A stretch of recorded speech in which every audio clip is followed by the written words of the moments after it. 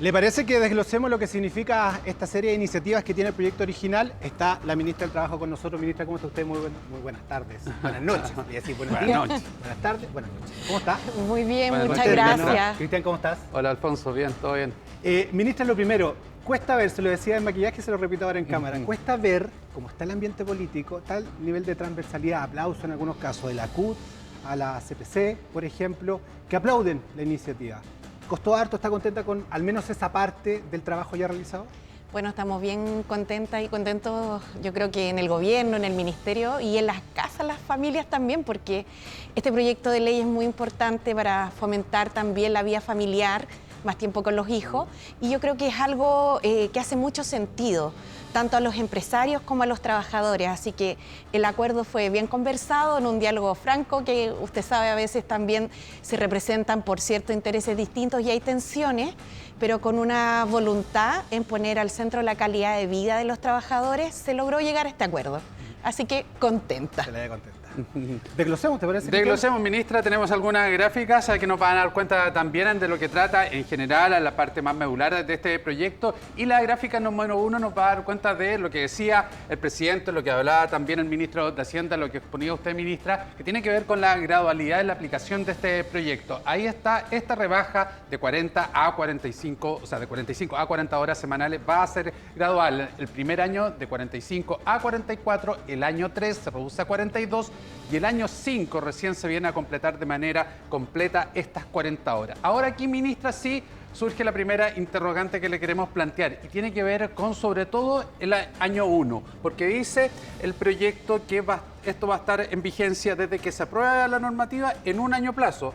En la primera reducción, pero es un año plazo para poder implementarla, es el año, la fecha ya definitiva que tienen que estar todos con una hora menos. ¿Cómo se va a ir aplicando esta reducción inicial?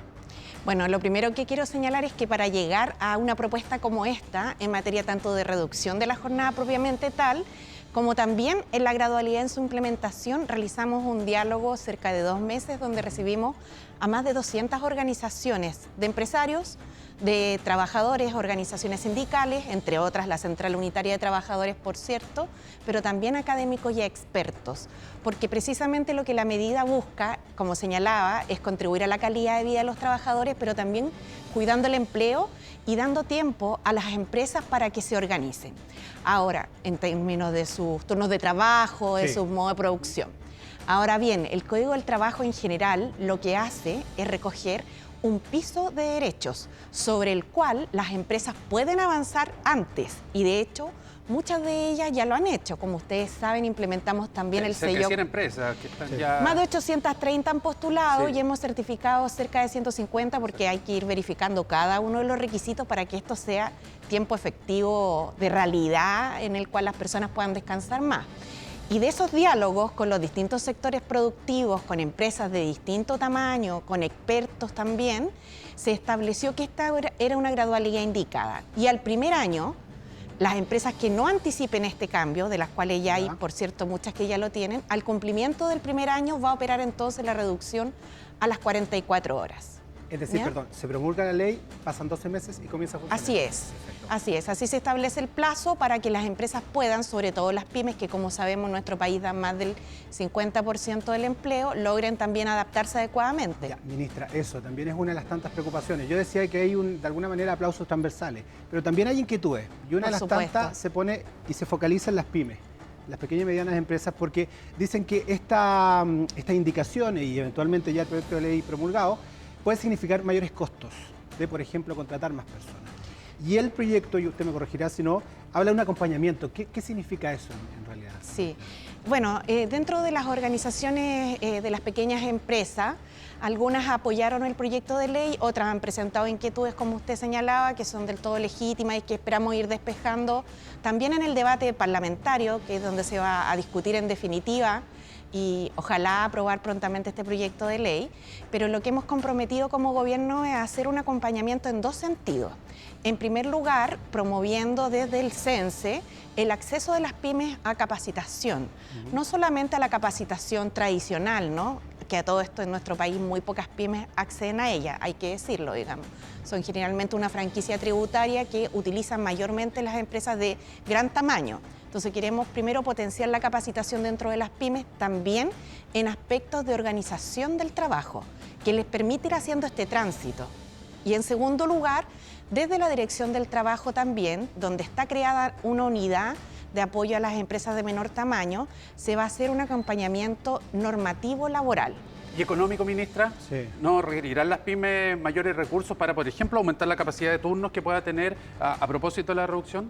Esperamos nosotros que con las medidas pro inversión y pro productividad, que además se van a anunciar prontamente, todas las empresas puedan ir adecuándose para dar efectivamente una reducción de jornada que signifique mayor tiempo de descanso para los trabajadores y trabajadoras. Avanzamos con nuestra gráfica, ¿les parece, ministra? Porque acá está otro punto importante que tiene que ver con las personas que colaboran en las casas particulares. Primero están las que trabajan puertas afuera, ahí se produce, bueno, un ajuste que tiene que tener las 40 horas semanales, pero también una reducción extraordinaria de horas extras, no pueden superar las 2 horas diarias y para situaciones extraordinarias, y por eso está el margen ahí de 15 a 12 horas de reducción. Pero también, ya avanzamos con nuestra gráfica, nos vamos a dar cuenta de los cambios que hay con las personas que colaboran en las casas y que están puertas adentro. Aquí tienen que, primero se establece ya, y esto está establecido, que tienen que tener un descanso mínimo de 12 horas y 9 horas no pueden ser interrumpidas dentro de lo que establece hoy día el código. Y además, al ser personas que no tienen una fijación horaria, se incorporan 2 días libres al mes y que pueden ser utilizados a libre disposición también. Eso es muy importante, ministra, porque además en ese segmento en particular son personas que trabajan muchísimas horas, pero también hay otros gremios que trabajan muchísimas horas y que no están con sujeción horaria. ¿Cómo se va a manejar eso? Sí, en primer lugar quisiera señalar, si me permite, sí, por favor, respecto a las trabajadoras de casa particular, en particular las puertas afuera, lo que estamos haciendo es regular la jornada ordinaria de las trabajadoras de 45 a 40 horas, pero además limitar, al igual que en todos los trabajadores del país, o sea, someter al mismo régimen el cumplimiento de jornada extraordinaria, porque lo que hoy día ocurre en el Código del Trabajo es que las trabajadoras de casa particular pueden realizar más horas extraordinarias y terminan teniendo jornada de 60 horas semanales. No quieren hacer distinción en ningún caso. Y ha sido además parte de un tema bien pendiente que hemos tenido como sociedad que resolver. Recuerden ustedes que hace pocos años recién se reguló el salario mínimo para las trabajadoras de casa particular. Y ministra, perdón por lo que le preguntaba a Cristian respecto a esta flexibilidad que tienen algunos trabajadores, transporte, salud, los periodistas, por ejemplo, ¿qué pasa con nosotros? Hay que decirlo. Sí. Bueno, sí, hay que decirlo. Pasamos ahí, pasamos la visita. A ver qué tenemos que averiguar en la normativa, ministra. Está bien, es un interés transversal porque sí, pues. efectivamente yo creo que todas y todos podemos vivenciar qué hacer con una hora más al día, ¿no? ¿Qué hacer con nuestro tiempo? La soberanía del tiempo, de eso hablábamos hoy día. Bueno, en el caso de los trabajadores sujetos a la jornada ordinaria de trabajo, van a pasar de 45 a 40, como señalaba, pero además en nuestro Código del Trabajo se reconocen jornadas especiales. Algunas de ellas, por ejemplo, son mensualizadas en vez de ser semanales y en ese caso también van a rebajarse proporcionalmente. Pero hay otra situación que yo creo que para allá usted apuntaba, que es de aquellos que están excluidos de jornada. Sí.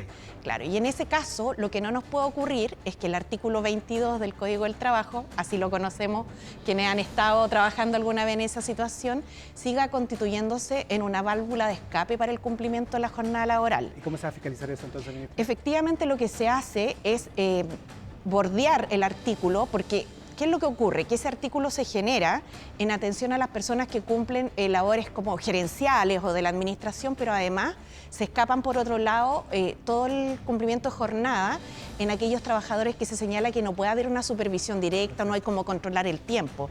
Pero la verdad es que eso hace mucho tiempo.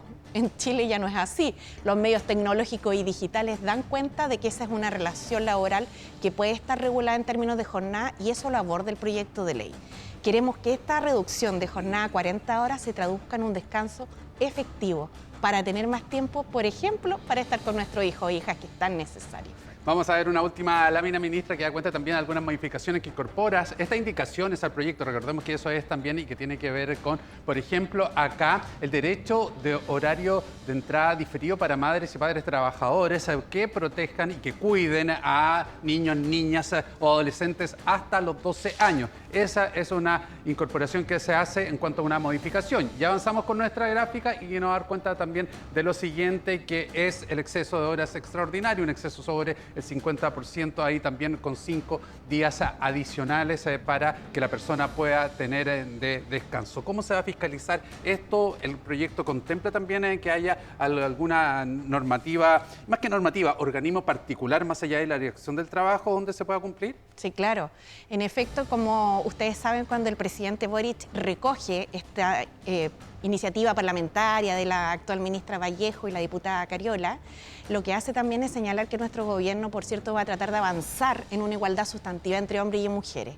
Y sin duda las tareas de cuidado han estado muy cargadas en las mujeres durante mucho tiempo. Entonces, con oportunidad de la reducción de la jornada de trabajo, asimismo además se plantean medidas de corresponsabilidad social.